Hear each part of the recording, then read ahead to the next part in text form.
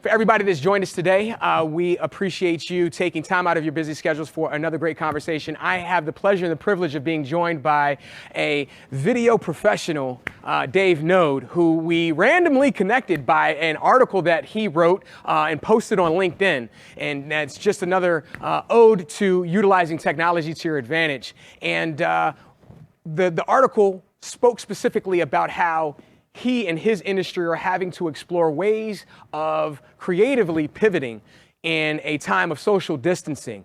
And so, Dave, I appreciate you taking time out of your busy schedule and joining us today. Glad to be here. Absolutely, absolutely. So we'll dive right in.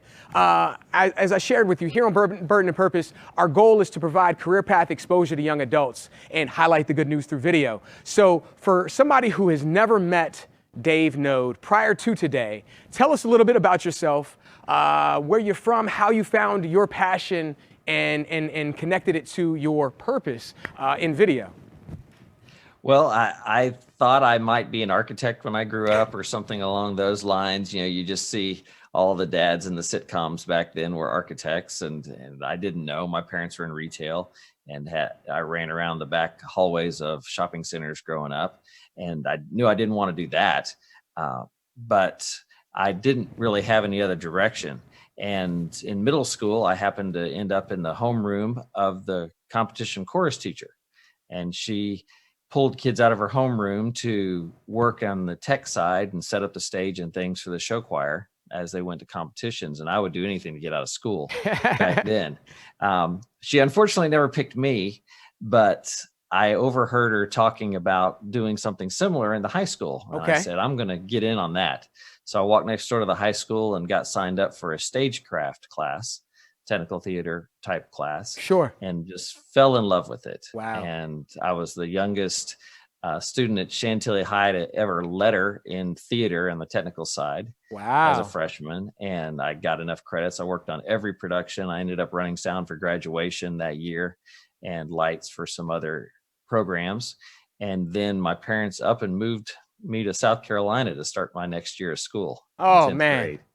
And so I walked into a brand new school, luckily, that had a 800-seat auditorium, and no one knew how to run anything in the auditorium. Wow. So I walked in, and the principals were looking at the lighting console, trying to figure out how to turn on the lights. And they turned to me when I peeked my head in the door and said, "Do you know how this thing works?" And I said, "Sure." And I walked over and turned the lights on the stage, and they asked me to sit in that booth during the orientation of the school. Wow. And within about a month, they'd given me a key to that wing of the building and would call me out of class. The whole school thought I was a real troublemaker because I would always do all calls, calling my name, to come to the auditorium or come to the office so that I'd be able to help them with things when other classes or other schools would use the community auditorium. Out of that, I built a sound company and a lighting company. Okay. Buying additional equipment. I networked with other people that would come through, and I started sweeping floors at a sound install company, and I would be able to take that money and buy equipment at cost. And then I'd put that to rent in this auditorium when people needed more than what the auditorium had built in. And that went on for about 17 years. I did other things. I worked for the PTL television network with Jim and Tammy Faye Baker. Wow. In their audio department, running sound at all the various venues at Heritage USA, their theme park. I spent 5 summer seasons at the local Carowinds theme park in Charlotte, North Carolina. I ran every technical track from lights, sound, scenic, flies, bringing the scenic up and down. I even drove the Jetson-mobile. Wow. In the parade one season. But I was doing that while I was doing 6 country music shows a day, running sound and lights and audio cues and curtains, and then going at night and running a 2-hour outdoor amphitheater show at Heritage USA. So I was really immersed in it. I was doing that at 15 and had my own equipment and doing it all at the same time. I had a really layered, busy end of high school, going into college. I went to Oral Roberts University in Tulsa, Oklahoma, and became their equipment manager for all their music ministries. Sure. That went out all over the world. And so I managed, 10 sound systems, drum sets, guitar amps, all that. Wow. And they had 3 services a week there. And after college, I got a bachelor's degree in technical theater from Winthrop University. I went full time with a sound company. That company lasted about a year and a half. I went on to run the rental department at another sound company for a few years, and then went out on my own. Wow. And Wow. been pretty much freelance or full-time, with my own company ever since. A few other stops of full-time employment here and there, but Got it. Dave, you dropped a number of nuggets that I may or may not be able to get to all in one particular conversation. But one thing that you shared that I found to be really interesting was that you had a long resume before you even got to college. And oh yeah, absolutely. to get that technical experience in a collegiate capacity, but already having a tremendous amount of experience than probably most professionals twice your age at that particular time. How did you go about learning the lights, the sound, the AV, all of that, post high school? A lot of the foundation work happened in high school and in college, and I've just built on that. Yeah. For me, what I've learned since college, especially, has been business related things.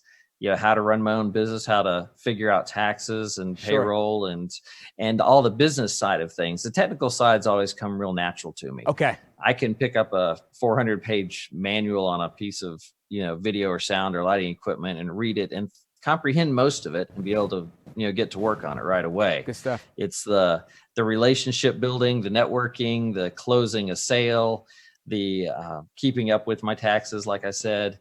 And that's the part of it, budgeting, that's always been the challenge. Got it.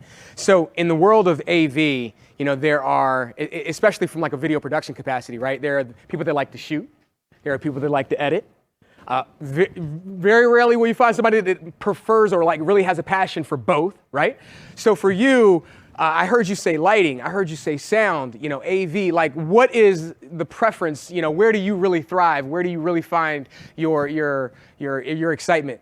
I really enjoy seeing an overall project come together, and I enjoy, in the operation side of it, I guess, operating the screen switch, the master screen switch for a large show. That's something that a lot of people don't realize. They think there may just be one person, putting something on the screen, but in the large complex shows, there's multiple people doing that. There's one person switching just the camera feeds and the records. There's another person colorizing and color matching all the cameras for when they shoot into the audience versus shooting on stage, or people's skin tones or whatever other changes that might take place. There's people that are running all the computers and the PowerPoint and the video playbacks. There's also someone who usually runs the master screen switch. And that's what I really enjoy as far as the operations seat on most shows. And that's usually a scaling switcher, a switcher that can take all sorts of formats and can slice it and dice it and put pictures and pictures on things. And that's kind of a specialized piece of equipment that I've really found my niche in and I enjoy. Not that I haven't done all the other seats. Right. I've done a lot of those. But yeah, that's where I like it. All things considered, in this environment, we've all had to pivot and course correct, or not course correct, but just pivot and change the way we work, live, and communicate. How does that look for you right now in terms of, you and your industry, your network, your associates? Like, what are you hearing amongst yourselves? Well, I'm on various Zoom calls every other night, I'd say, maybe, at least 2 or 3 times a week. Sure. And these are technicians that do what I do, that are just freelancers, they're business owners. One of the calls I'm on once a week is with business owners primarily. And everyone's kind of eerily on hold. There's only so much you can do in this downtime. Sure. For freelancers like myself, there's lots of training that we can take. But until you put it in practice, it's just kind of, book reading or watching webinars. Yeah. I did one yesterday on a line of LED wall that I wanted to learn more about, but until I have my hands on it, it's kind of hard for that to stick. Yeah. So we're kind of, for me, I'm trying to get out there. I'm trying to network. I'm trying to make connections like this one. I'm trying to get out and make sure that I'm one of the first people called when the phone starts ringing again. Absolutely. And I think that's key for a lot of folks. Every business wants their phone to ring first, and they want to get first shot at the job. So there's going to be fewer jobs. They're going to be fewer, smaller, farther in between. Yep. And I think everyone's goal should be the one person or business to get the first call. It is an unfortunate reality that we are all in, having to adjust the way that we find new opportunities to connect, work, and find new clients. With that said, prior to the age of social distancing that we're experiencing for the first time, unprecedented times that we live in, you've probably worked on some pretty phenomenal projects that you would find interesting. So for the young boy, the young girl, the young man, the young woman that would be curious as to the kinds of projects that Dave Knode has had the pleasure and privilege of working on, talk to us about some of your favorite projects that you've worked on. One summer, I had a great time. It was the summer that I actually drove the Jetson Mobile. I was the swing technician for a theme park. And so that meant that I learned there were 12 other technicians that all had one job, and that's all they did every day. They either ran lights for a show, sound for a show, scenic. Some people actually helped people get dressed and change costumes. I had done 2 or 3 of those positions, but they said that I would be most helpful that year as the swing technician. In the dance shows, there's a swing dancer, there's a swing singer in the singing shows, and that's a person who learns every song, they're like an understudy. Sure. And so I did understudy work on every single position that year. And that also freed me up to work at the concert venue. And they have a big concert venue at this theme park. And so I got to set up the sound and lights for Tears for Fears, the B-52s. I got to sit backstage with the band Chicago, with the kids who were about my age of the band members behind the drum riser, and listen to the concert. With the B-52s, I was right, with a lawn chair sitting against the stage in between the fence and where the audience couldn't go any further, and the stage. There's about a 10-foot area that me and 2 or 3 other the crew people set, and we'd catch the beach balls. And they told us not to throw them back in the audience, but we would anyway. The people in the front rows would beg us to throw the beach balls back to the crowd. So that was a real memorable year. Since then, I've gotten to do First Night Charlotte, which is like the New York City ball drop. They quit doing it several years ago, but in that season, I was working for the company that supplied all the sound for that. So I was on the 3rd tier of scaffolding, right in the epicenter of all the crowd all around me. And I had my finger on the slider that made the sound system get louder or quieter. And as I pushed it louder, the whole crowd got louder. And as I pulled it down, they got quieter. So that was kind of fun. I got to edit the video and produce the video in the laser show for the year 2000 New Year's Eve in Charlotte, North Carolina. So we put together a video, and part of the video, since there was a big suspicion that computers would fail and things, when the time changed from the 1900s to the 2000s, we actually edited a part in the video at about 5 seconds into the countdown, where the screens all went black, and then a little word came up on the screen, "Just kidding," and then the countdown resumed. But I was sitting in a control truck right downtown Charlotte, and we were feeding out to all the stations, and they strung fiber network through all the trees for 6 blocks of downtown. And I had a little gas-powered golf cart I could drive around, and a pass that I could drive anywhere. Yeah. And it was just a really good time. It was a 36-hour day. Wow. But that was a highlight. Yeah. What piece of advice would you give them with learning, getting experience, and really determining whether or not that might be something for them? The environment has totally changed since I got into it. I'll be the first one to admit that. When I moved to South Carolina, they had 1 semester theater class that involved reading scripts. They didn't even perform a play. So where I had moved from in Virginia, they had a full year technical theater track, and their show choir worked for the Department of Defense and did USO tours. So every school's different. Most of the schools do have some sort of video production capability, and they're doing these kind of morning news segments and things of that nature. If you're in school still, I would absolutely recommend you get involved with that. If there's any way that you can make friends with whatever teacher's in charge of the auditorium and get involved in the auditorium. A lot of schools actually kind of rent out the auditorium with a student or multiple of students whenever there's outside groups that come in. That's a great way to get your head around supporting customers of all kinds that aren't just school projects. If you're an adult, there are trade associations like a VIXA, AVIXA. And they have programs right now. You can become a basic member and all their trainings for free, as well as the free basic membership through June 12th of this year because of the COVID crisis.